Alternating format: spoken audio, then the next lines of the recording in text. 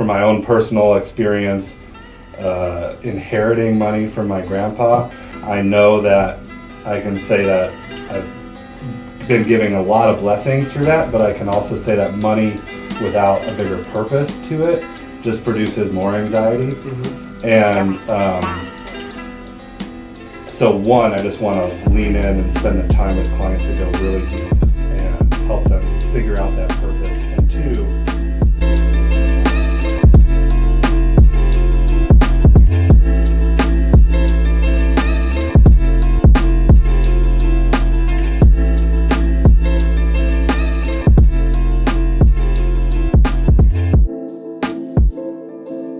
welcome to another episode of Talkin' Shop. I have my friend Russ Ford with me, which if you saw the Advisor Growth Community video from last week, same Russ.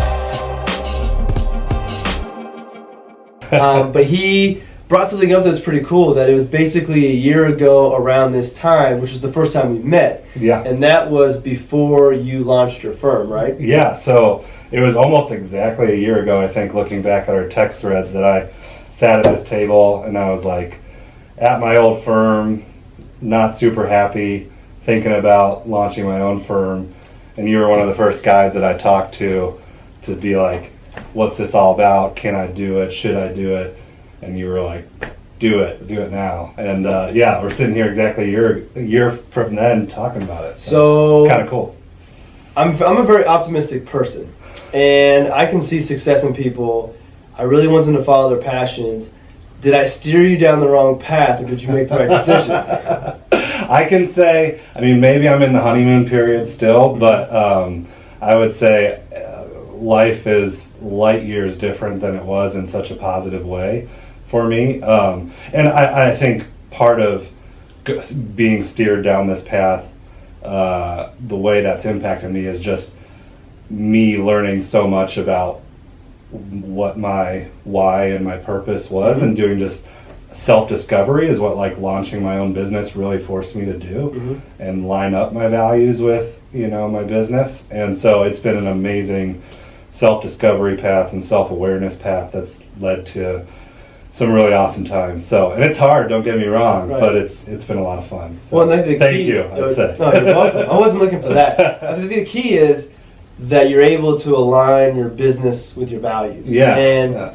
I want everybody to be able to do that. I want everybody to do that with their lives as well. That's why I really love like the concept of life planning. Not everybody gets to. It's not always possible, but I'm glad to see that your launch went real well, and you had a big launch party, and did a real good job with that. And what I wanted to talk about today was you have a unique vision for your business. Yeah. So as we see in our profession with, you know, Schwab trying to gobble up TD Ameritrade, like growth is the thing. Yes. If you're not growing, you're dying. Yeah. So grow. But you don't really want to always be growing, right? Sure. Yeah. So share with everybody, you know, kind of your business model, and then I also want you to share a little bit about kind of the planning approach you're taking with your clients. But really, your unique feature to your business. Yeah, I mean, so if I can back up for a second, I guess like the way this business model came to be was just really figuring out what I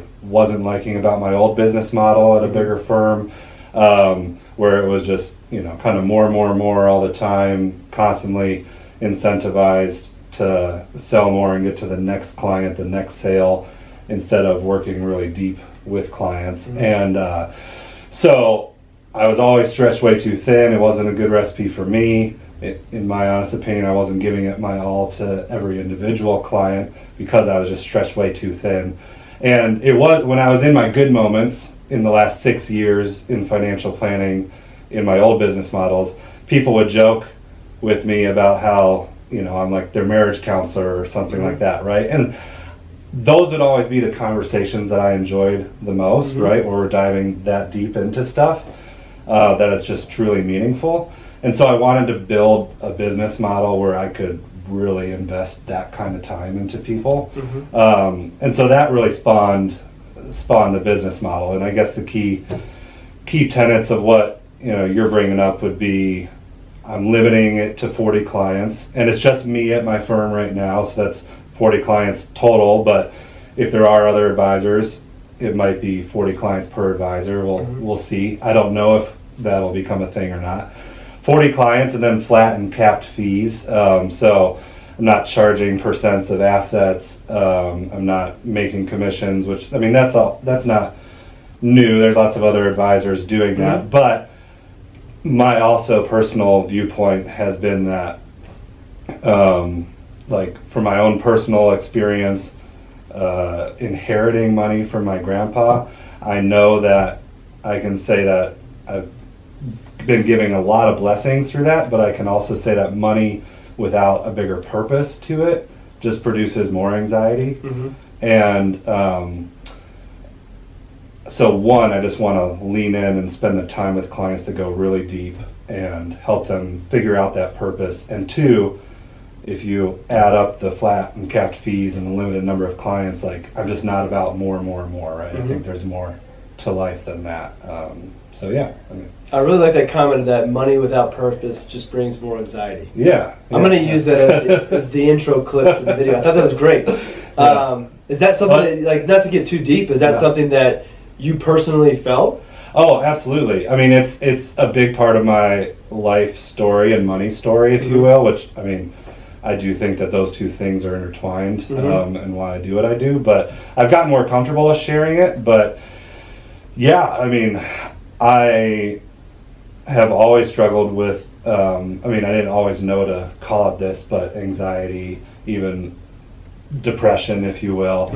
And money really just enabled that, because you're just throwing money to enable, bad behaviors that enabled anxiety and depression. And so really, I mean, what launching my own firm helped me do is really give me more purpose to figure out, okay, what am I trying to do? And now it's just like, I feel way more comfortable talking about it and being secure in who I am, and that's not my identity. So, yeah. I know you didn't expect that question, but I didn't expect that, so I didn't know that's going to come. That's I mean, that's what people, like, I'm full transparency. Like, I'm a huge believer in transparency, and the more we talk about, like, the stuff in our heads that we're insecure about, the better. So, I mean, that's what I try and do with my clients. I think we all have past struggles that we're either embarrassed about or super proud of, maybe.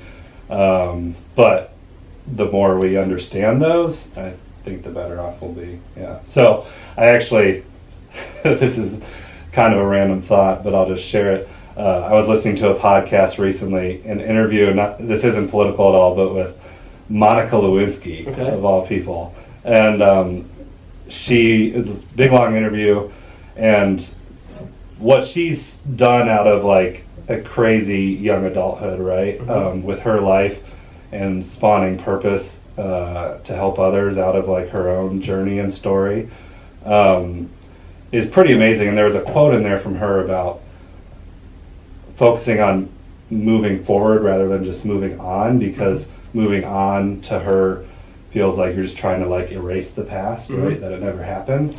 But moving forward is really taking, what you've learned from your past and just growing from there.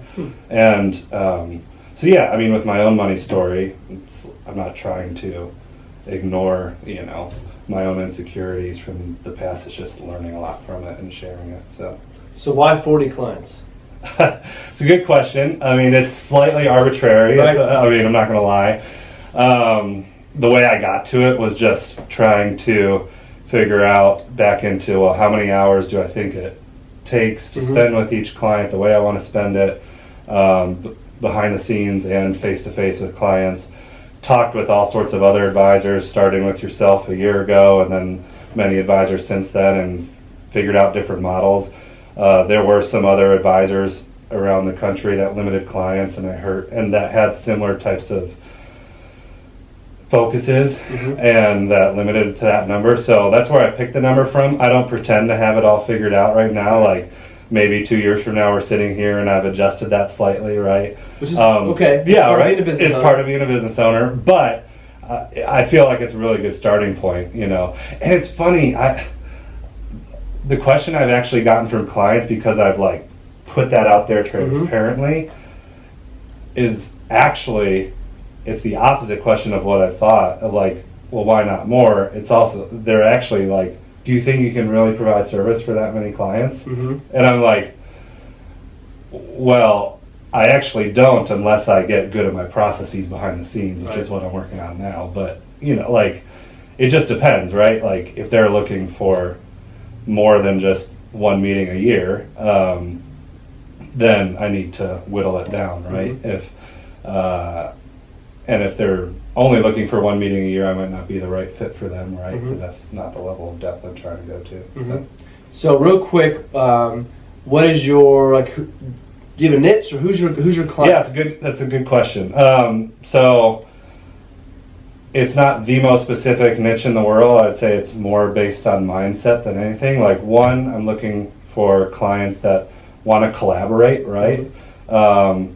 You know, they might want to delegate something completely, like investment management, right, that they don't necessarily need or want to be involved in details, but they want to collaborate over everything else, right? They want to get involved.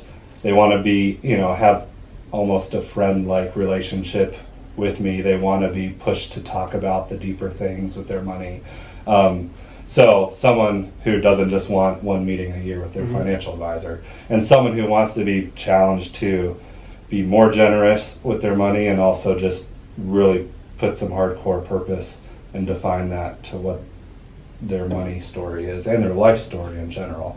And I would say, in terms of like some other characteristics of clients I work with that I've realized I work well with, usually, you know, it's guys and gals with variable incomes, maybe some high incomes, young professionals that need accountability, right? And they want to be challenged to line up their spending more with their values and their purpose, right?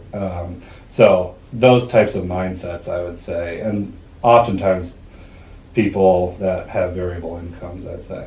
Okay, so that resonates with somebody out there watching this video. How do they find you? Good question. They can find me on my website, wayfinderfinancial.com, okay. As well as Wayfinder Financial on all the social media channels. Okay. Yeah, I'm on Twitter at Russ Ford Online. But yeah, that's how they find me. I'm also downtown Indianapolis, office-wise. I live in Butler, Tarkington, Broad Ripple area of Midtown Indianapolis, so spend a lot of time downtown and Midtown Indianapolis, and I'd say, you know, those are most of the people I work with as well, okay, in terms of niche. Final question. Isaiah Douglas and I just did this. 2020, what is the maybe one or two main things you're looking forward to from a business perspective? Okay. So as you look at Wayfinder going into 2020, what do you want to see have happen to make a successful year? Yeah, it's a really good question.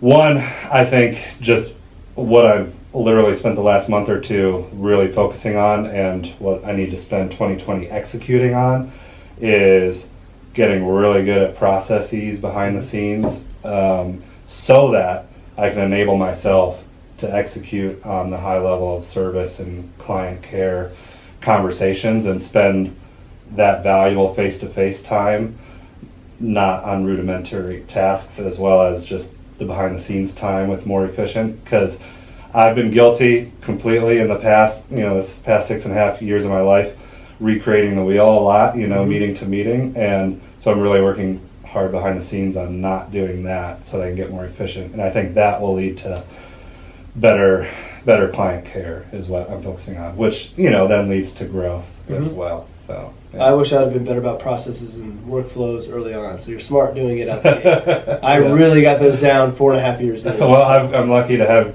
guys like you telling me that I should focus on that. So yeah. Sounds good. Well, I thank you for swinging by. The whole plan was to do this last week, but we ran out of time. So thanks for swinging by. I know Thanksgiving's coming up, so you got stuff to do. But I appreciate it. I'll have links to all of your social media, websites, all that, in the show notes on All About Your Benjamins, but it'll also be in the comments on YouTube. Now is when I'm supposed to tell everybody to like, share, subscribe. I'm bad at doing that, but that's what I'm supposed to do to get this channel to blow up. So go ahead and like it, share it, subscribe, so you don't miss out on all these videos. Russ, happy Thanksgiving. Thanks for joining. Glad that we were able to do this 1 year from the first time we talked. We'll have to do it again next year. Yeah, absolutely. We'll just make it an annual thing. Tradition. Yeah. All right, everybody. Thanks for watching. Happy Thanksgiving, and we'll see you in the next episode.